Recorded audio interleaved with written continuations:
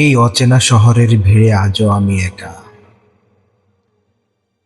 মা, চারপাশে হাজারো মানুষ, কিন্তু কেউ তোমার মতো ডেকে বলে না, বাবা ক্লান্ত লাগছে। এই প্রবাসে সবকিছুই যেন বেমানান লাগে। তবুও তোমাদের মুখের হাসিটুকুর জন্য নিজেকে শক্ত রাখি।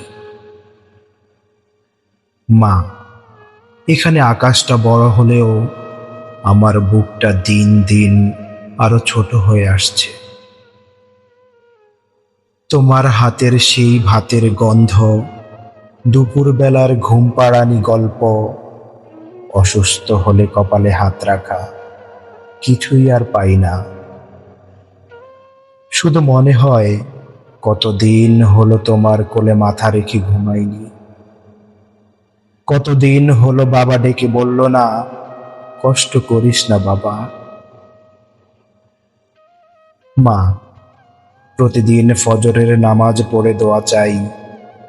আল্লাহর কাছে বলি যেন খুব শিগগির তোমাদের কাছে ফিরে যেতে পারি। আমার কষ্টের প্রতিটা ঘাম যেন তোমাদের মুখের অঞ্জলি হয়ে ওঠে।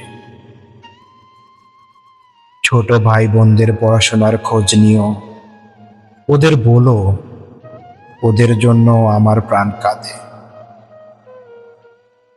বাবা কেমন আছেন? তোমার মতো তিনিও কি রাত জেগে আমার জন্য দোয়া করেন? মা, আমার জন্য কেঁদো না, আমি এখানে তোমাদের জন্যই বাঁচছি।